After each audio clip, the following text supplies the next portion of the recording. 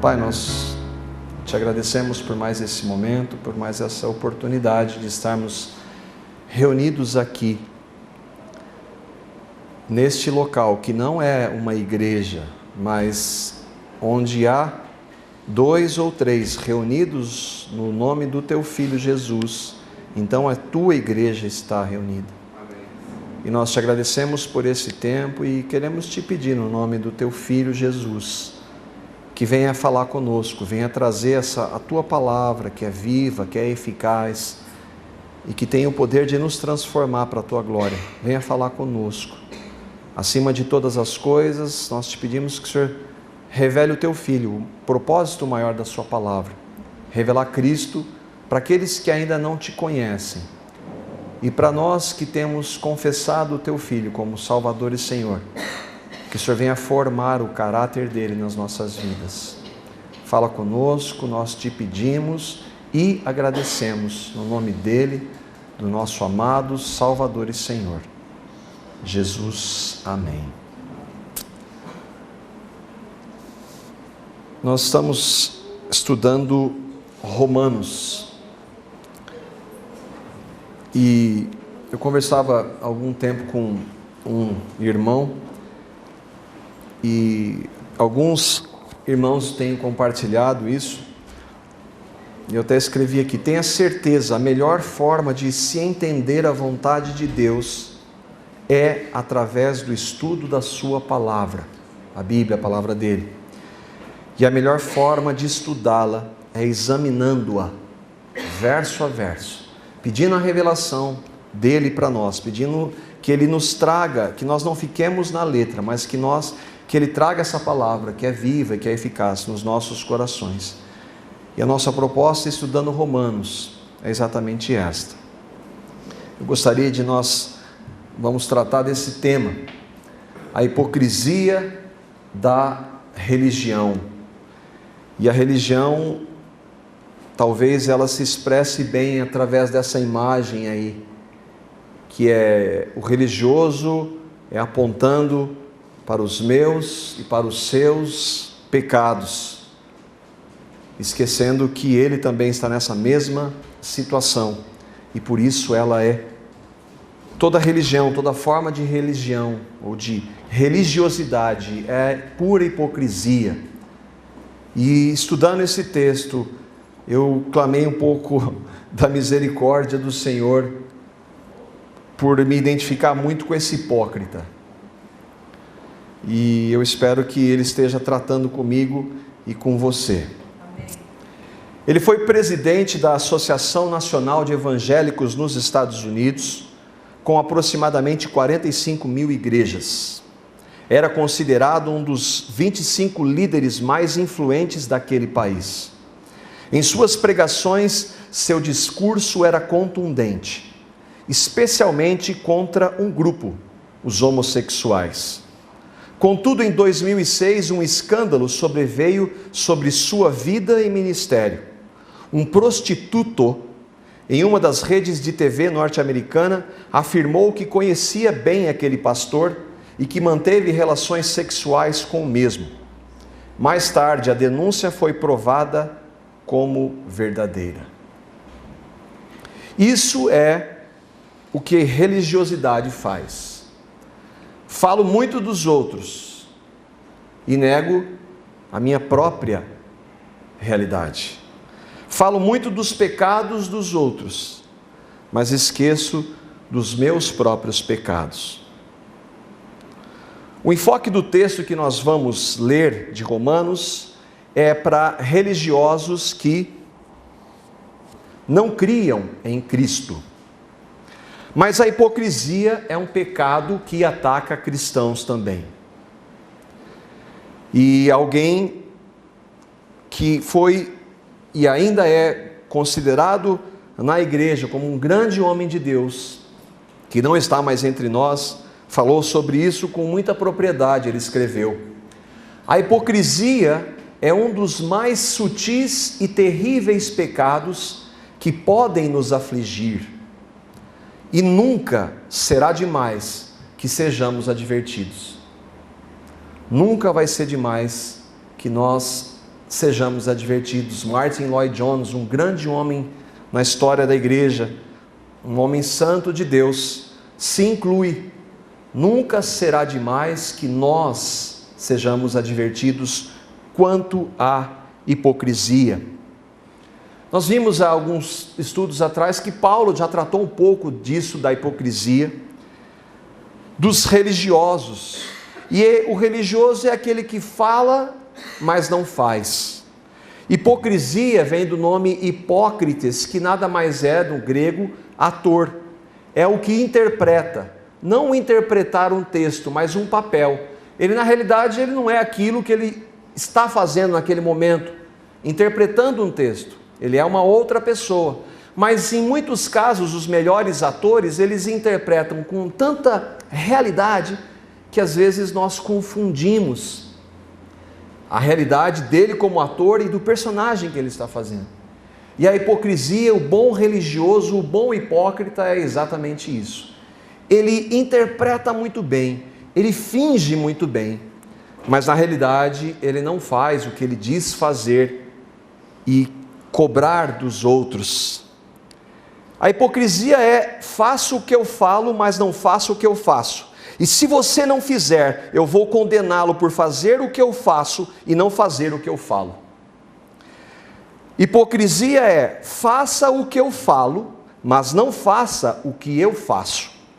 E se você não fizer o que eu falo, eu vou condená-lo por fazer o que eu faço e não fazer o que eu falo.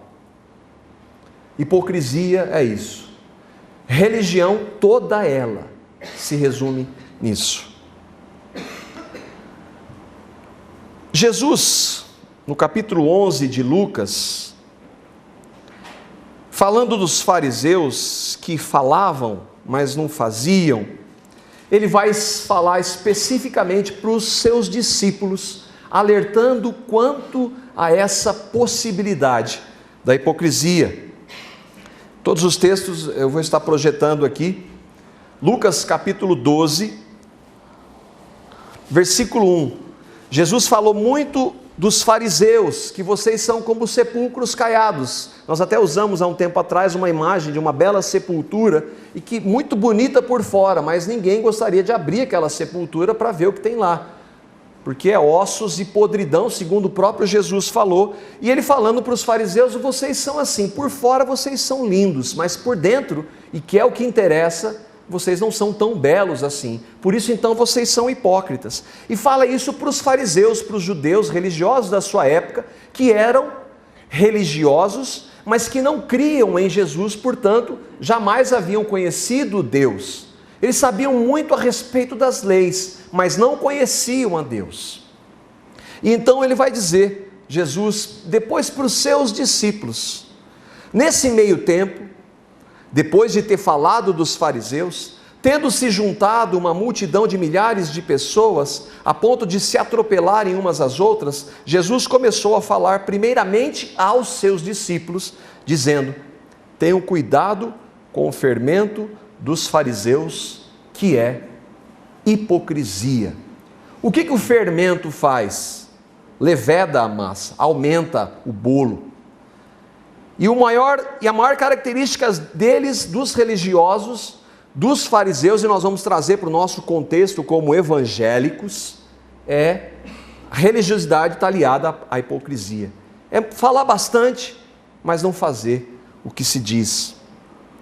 É sempre importante que nós façamos a distinção de religião e fé em Cristo. Para quem não crê, quando eu falo que religião é totalmente oposto do cristianismo, a pessoa não consegue entender.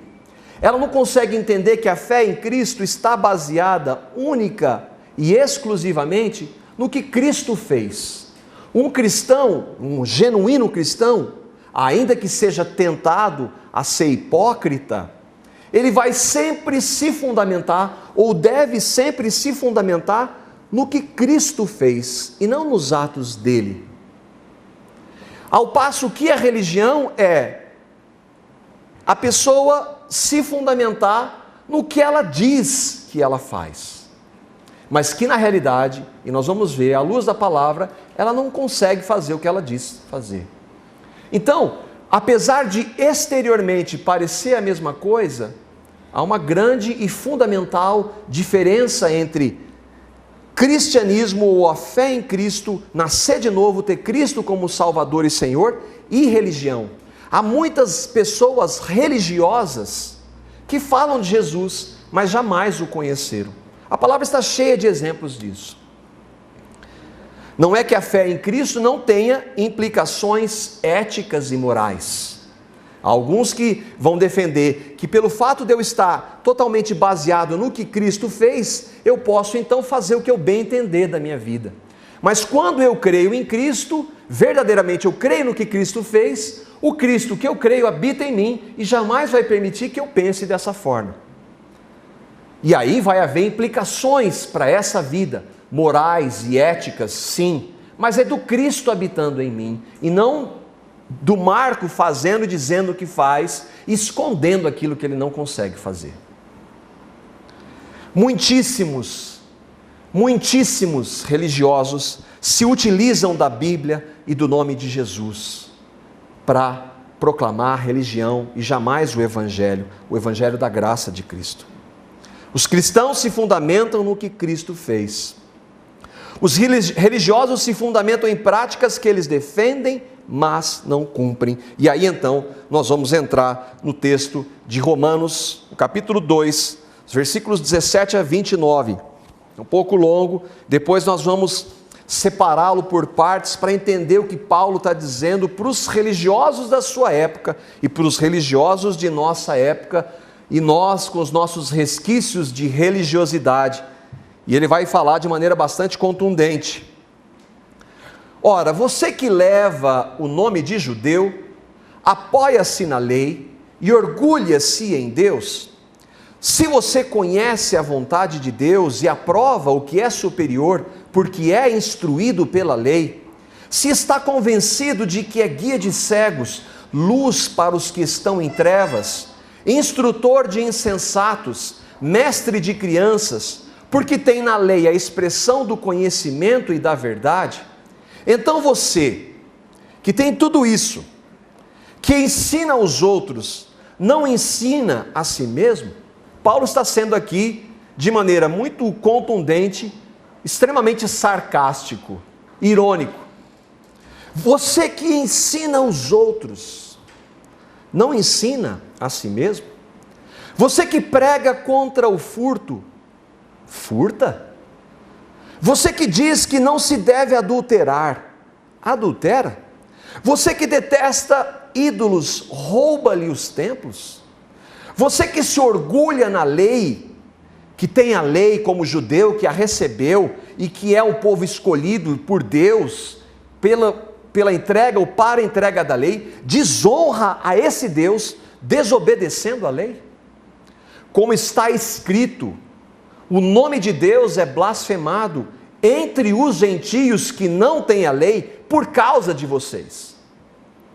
A circuncisão tem valor se você obedece à lei, mas se você desobedece à lei, a sua circuncisão já se tornou incircuncisão. Se aqueles que não são circuncidados obedecem aos preceitos da lei, não serão eles considerados circuncidados? Aquele que não é circuncidado fisicamente, mas obedece à lei, condenará você que, tendo a lei escrita e a circuncisão, é transgressor da lei. Não é judeu quem o é apenas exteriormente, nem é circuncisão a que é meramente exterior e física. Não, judeu é quem o é interiormente. E circuncisão é a operada no coração pelo Espírito e não pela lei escrita. Para estes, o louvor não provém dos homens, mas de Deus. O que Paulo quer dizer com tudo isso? Ora, você que leva o nome de judeu, apoia-se na lei. Se está convencido de que é guia de cegos, luz para os que estão em trevas, instrutor de insensatos, você que se fundamenta na lei, você judeu, e você não faz o que você diz fazer.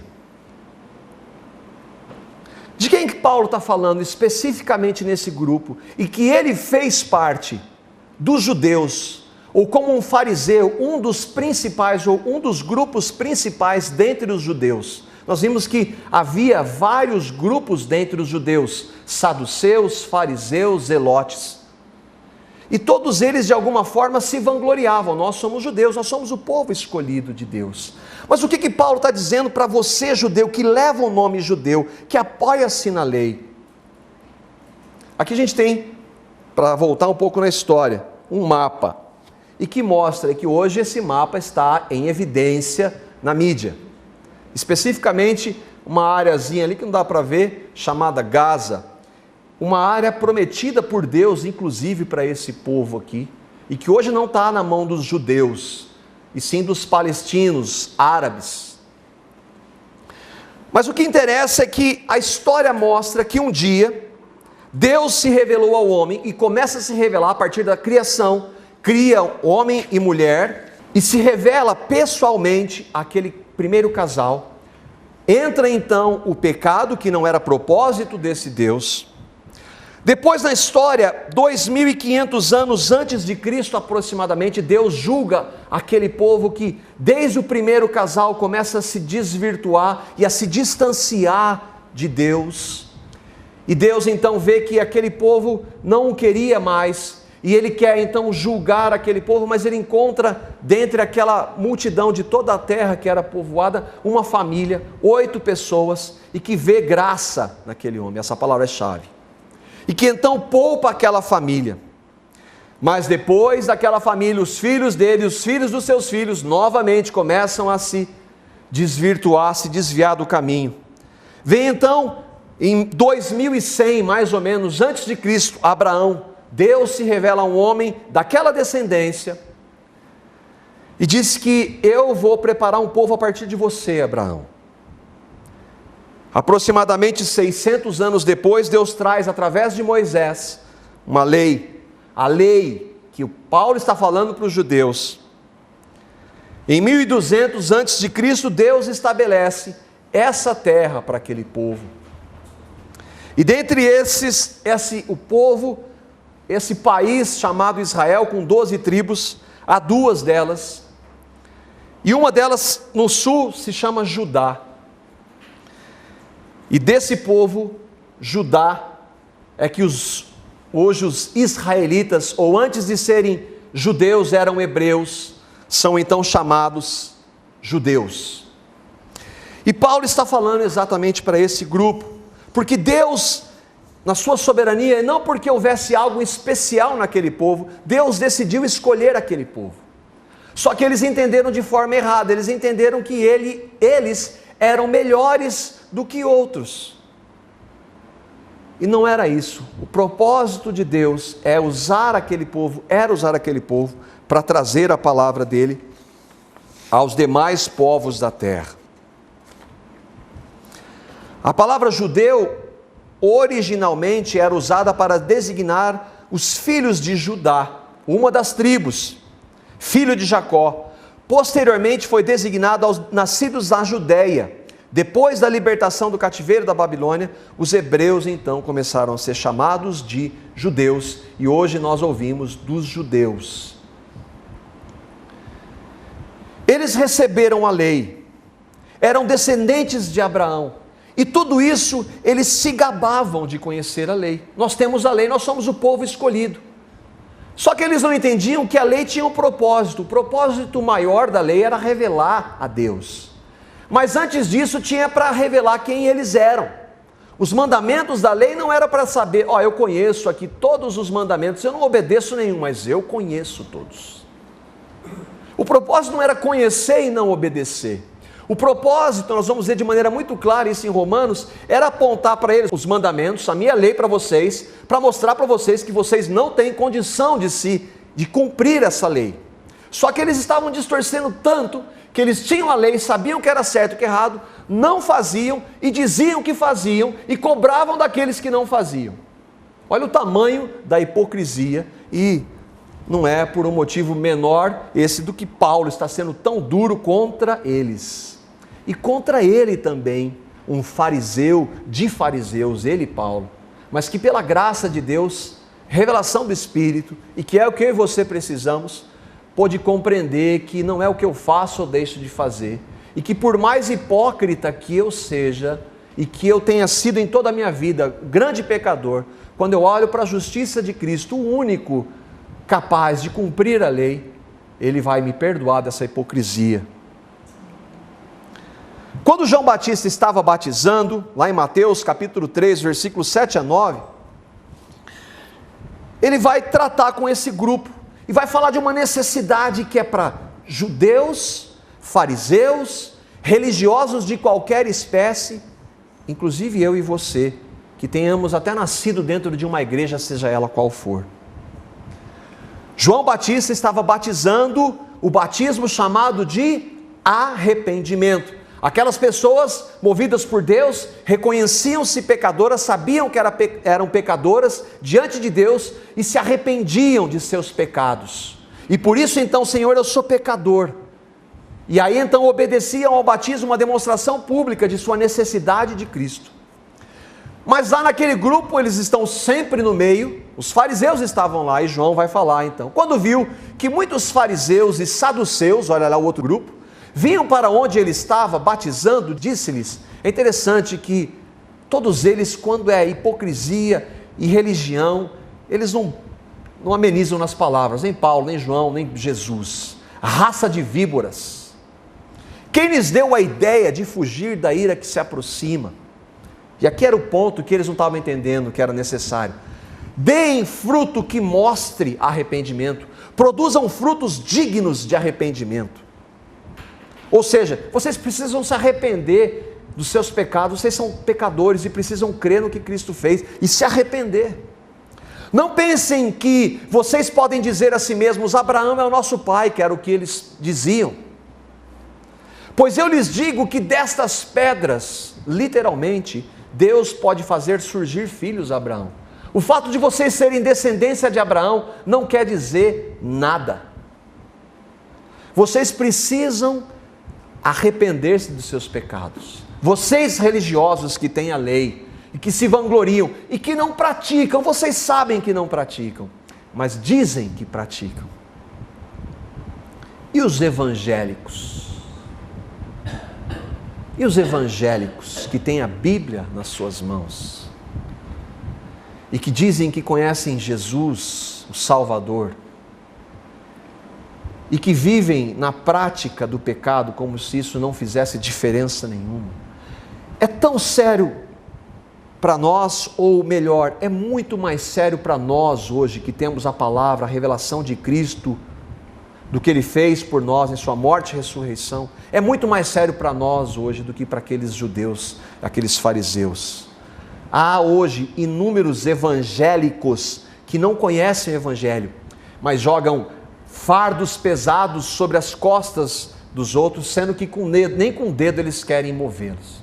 São religiosos, impõem regras, faça isso, não faça aquilo. A religiosidade sempre foi uma das grandes desgraças inventadas pelo homem. Paulo está sendo duro para eles, com eles e com todos nós religiosos. Continuando lá no texto de Romanos, depois de dizer que eles se vangloriavam, que eles tinham a lei e tudo, e aí ele vai falar, bom, então você que ensina aos outros, não ensina a si mesmo?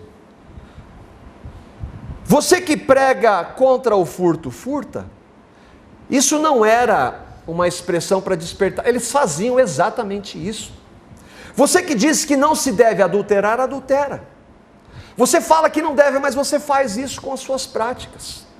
A prova disso, por exemplo, é quando os judeus que chegaram para Jesus, os fariseus, e perguntaram, Senhor, Moisés disse que nós podemos dar a carta de divórcio por qualquer coisa, por qualquer razão. Não importa, se a minha esposa não cozinhou bem, posso me divorciar dela. Isso não é chamado, isso é verdade. E Jesus falou assim, a não ser por causa do adultério, desde que não haja arrependimento, se você casar quando você comete adultério. Então aqueles fariseus que se vangloriavam da lei faziam isso, debaixo de uma suposta lei que eles mesmos inventaram, mas que não tinham respaldo na palavra de Deus. Eles eram ladrões, eram adúlteros.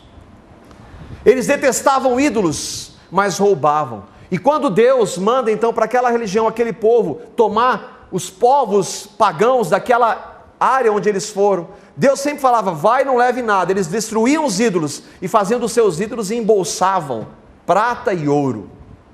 Então tudo que vocês fazem que não se deve fazer, vocês fazem. Vocês são hipócritas religiosos.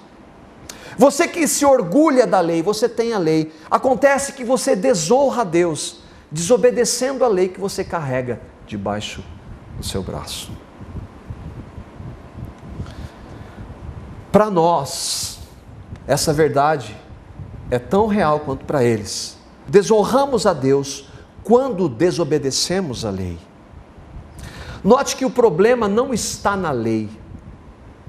A palavra diz que a lei e o mandamento de Deus são santos, puros e bons, todos eles. O problema não está na lei. O que Deus define e determina em sua lei, não tem nada de errado. O problema está conosco.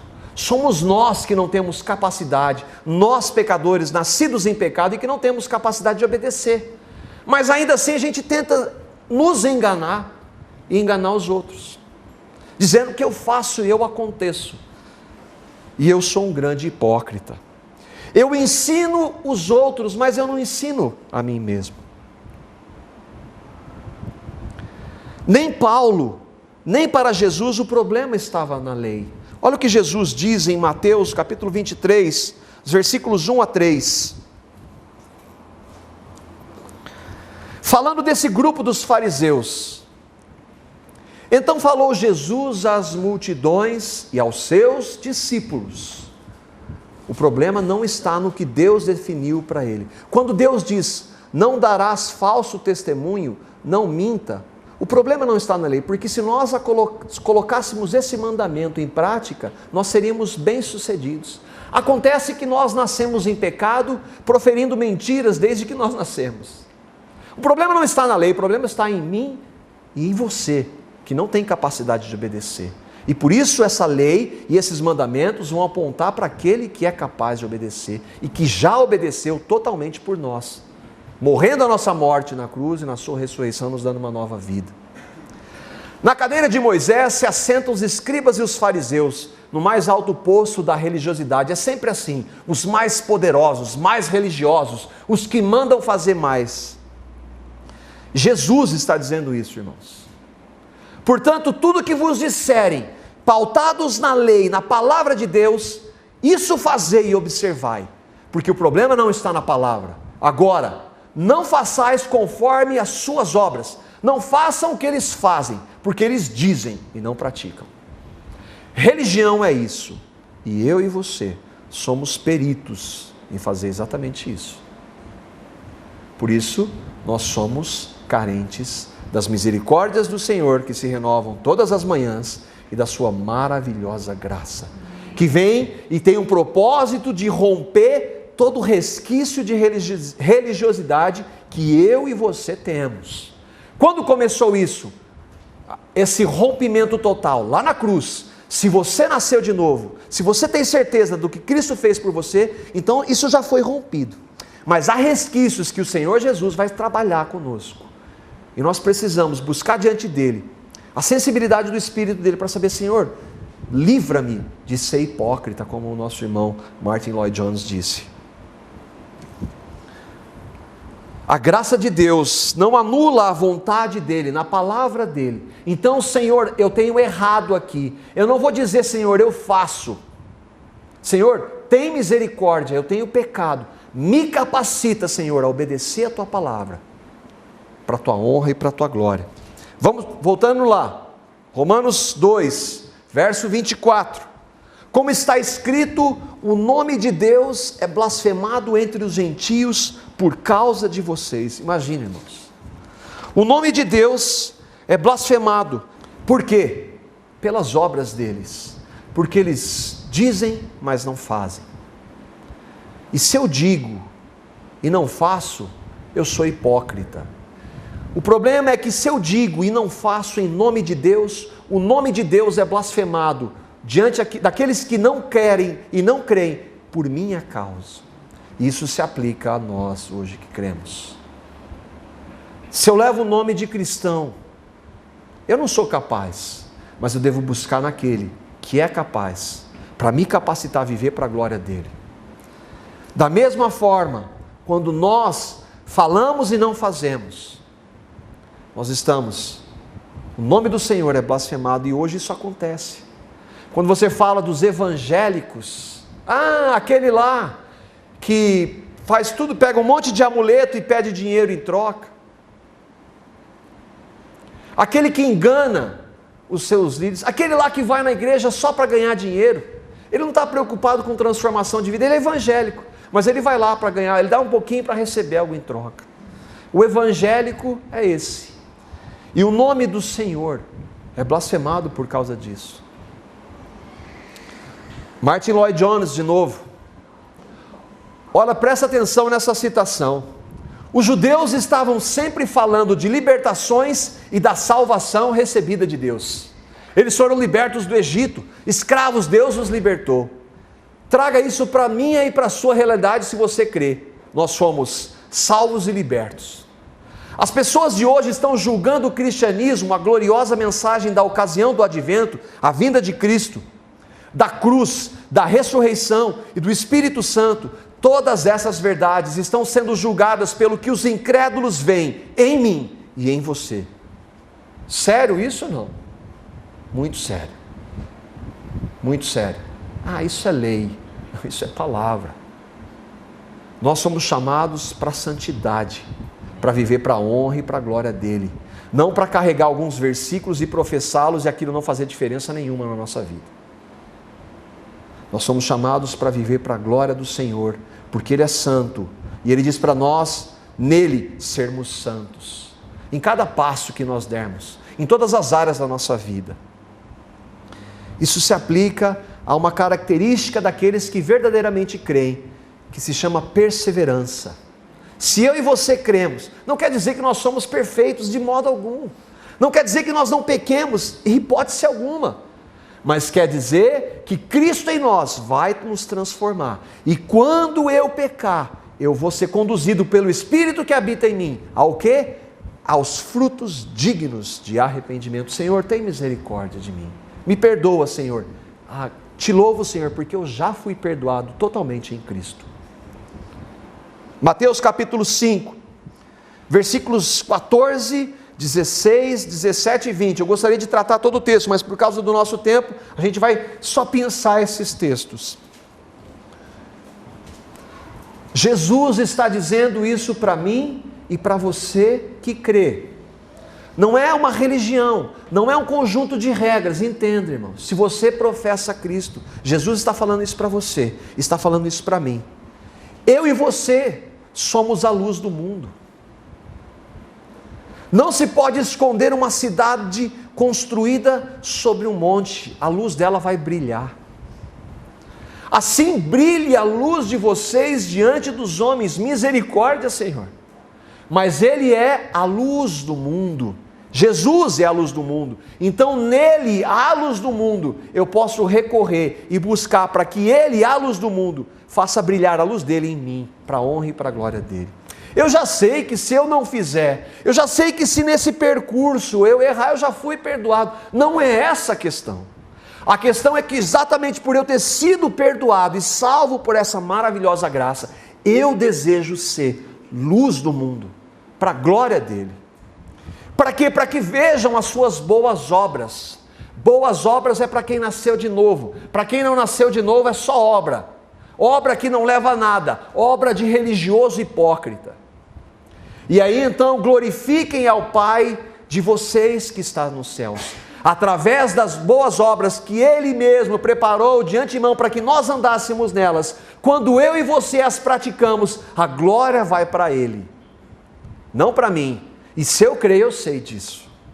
Não pense que eu vim abolir a lei. Não, a lei não tem problema nenhum. Não existe problema com os meus mandamentos, Jesus está dizendo. Não, Eu não vim abolir, mas eu vim cumprir. Jesus cumpriu toda a lei.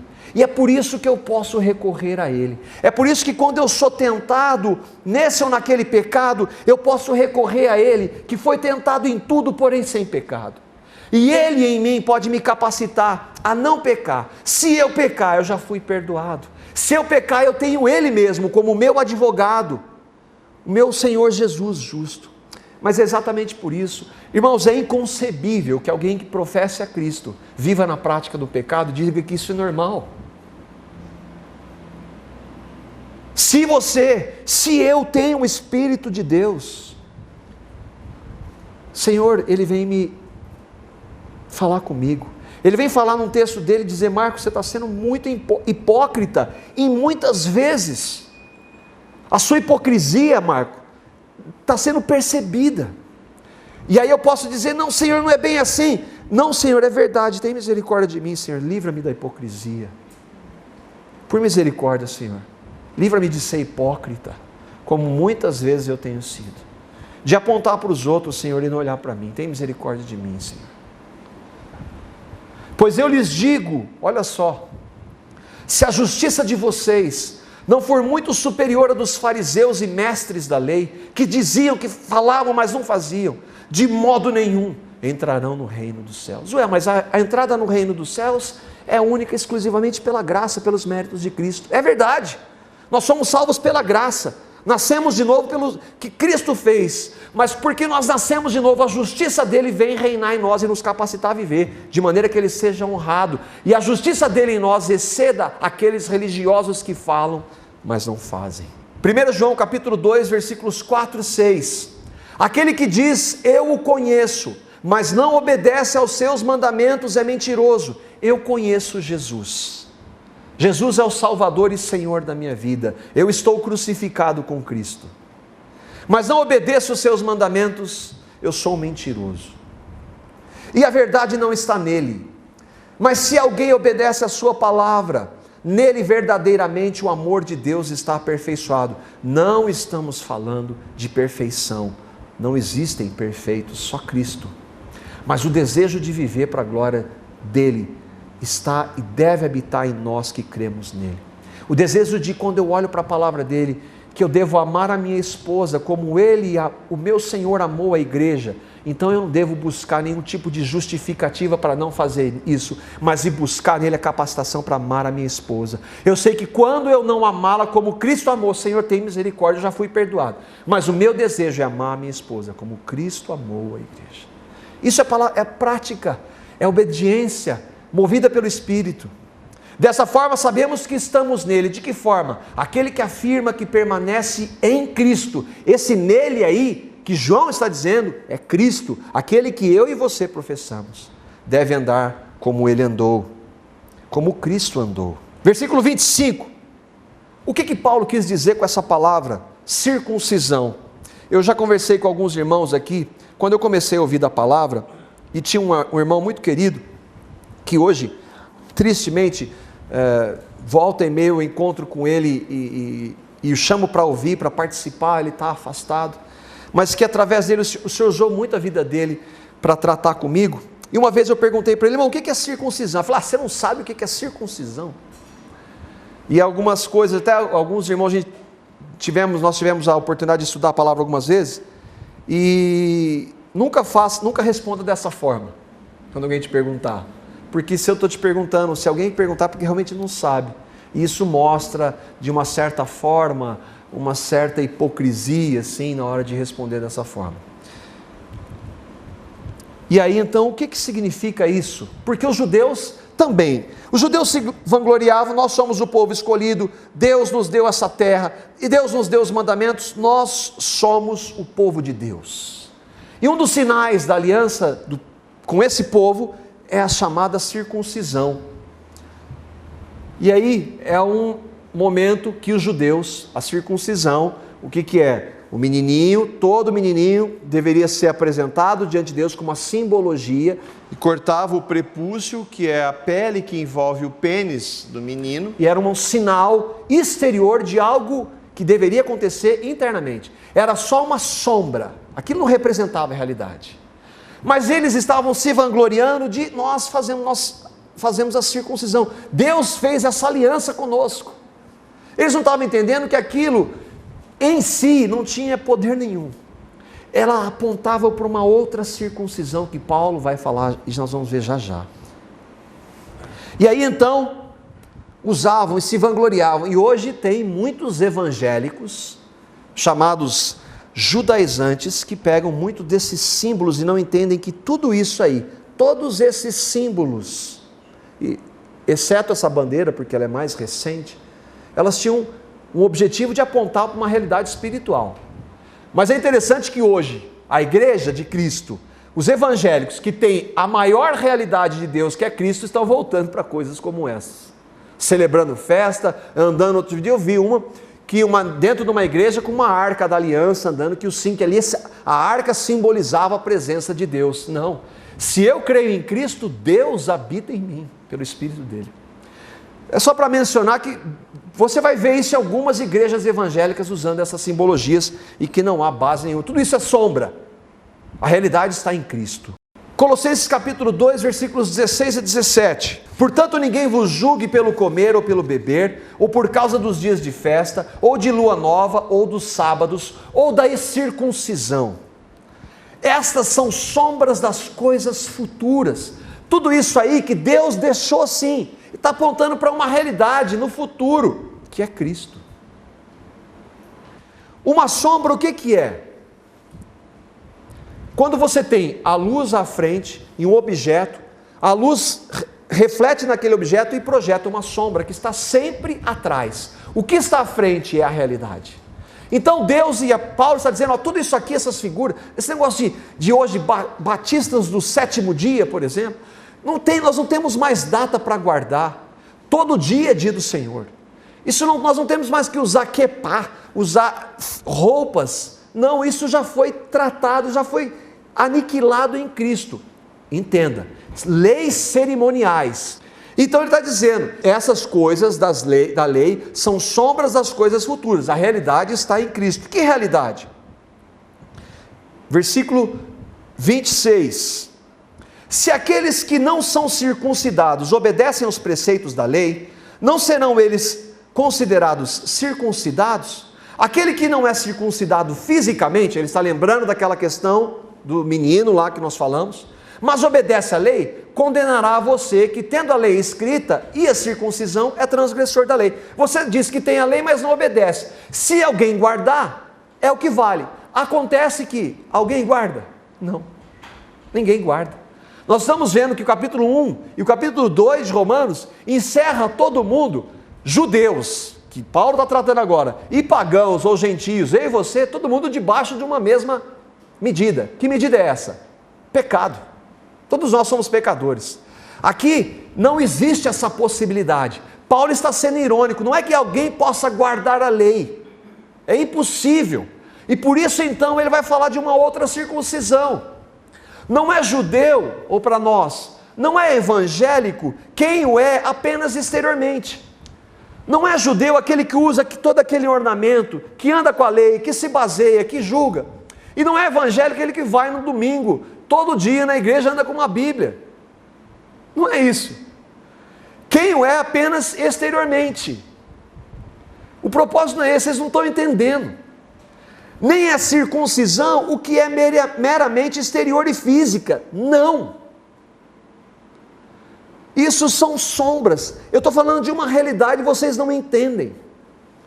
Judeu ou evangélico de verdade, não o evangélico professo que diz, mas não crê no evangelho, é quem o é interiormente. E circuncisão não é essa exterior. É a circuncisão que é operada no coração pelo Espírito. Nascer de novo, nascer do alto é uma ação do Espírito.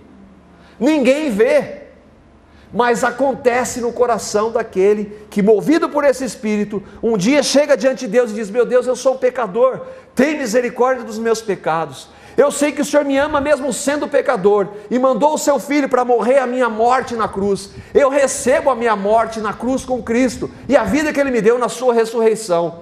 Agora eu sou um circunciso, Não exteriormente, eu não preciso disso para mostrar, mas interiormente. É disso que ele está falando. É do Espírito, nascer do alto é nascer do Espírito. É crer no que Cristo fez. Não é professar sem crer.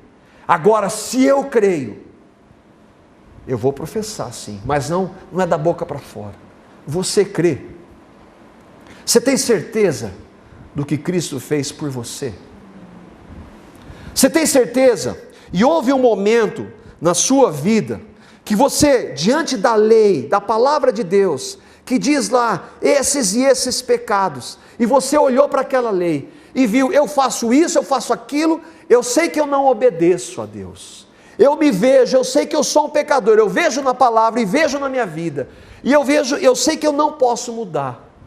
Você já se reconheceu dessa forma? E então você, movido pelo Espírito que te confrontou com essa realidade do seu pecado, você clamou misericórdia e disse, meu Deus, é verdade, eu sou um pecador. E aí você viu que mesmo você sendo um pecador, esse Deus amou você de tal maneira que deu o Filho dele, para que você crendo nele, não perecesse, mas recebesse a vida eterna. Você creu que um dia, esse mesmo Jesus, quando foi levantado da terra, atraiu a você?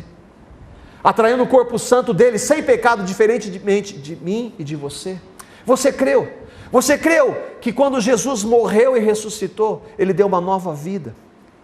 Você creu no seu coração que Deus ressuscitou a Cristo dentre os mortos? Você recebeu a Cristo como Salvador e Senhor da sua vida? Houve um dia na sua vida que você recebeu a Cristo?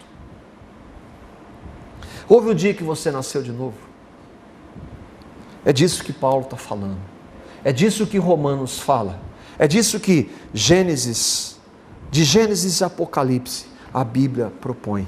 Não revelar regras, práticas, mas uma pessoa, Cristo. Esse é o objetivo da palavra de Deus, revelar Cristo.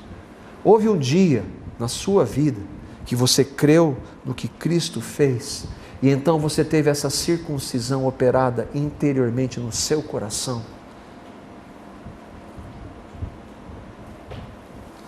Pai Santo, nós não podemos convencer ninguém, Senhor.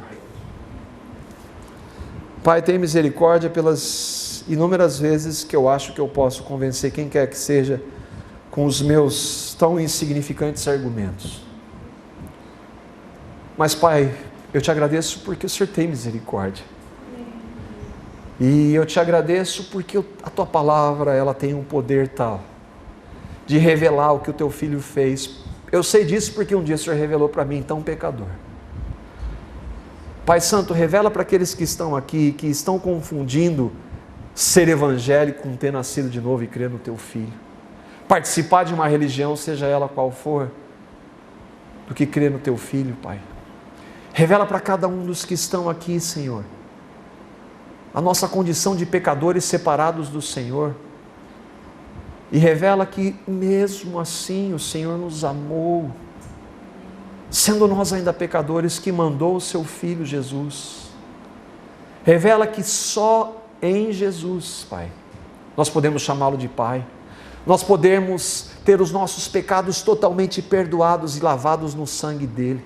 Nós podemos ter uma nova vida, uma vida que é dirigida por Ele e com a propensão de viver para a Tua glória em santidade de vida. Só o Senhor pode fazer. Revela Cristo. Revela a nossa morte com Cristo e a ressurreição com Ele, a nossa ressurreição com Ele. Por misericórdia, conduz aqueles que estão aqui para a Tua honra e para a Tua glória ao arrependimento. Ó Pai, por misericórdia.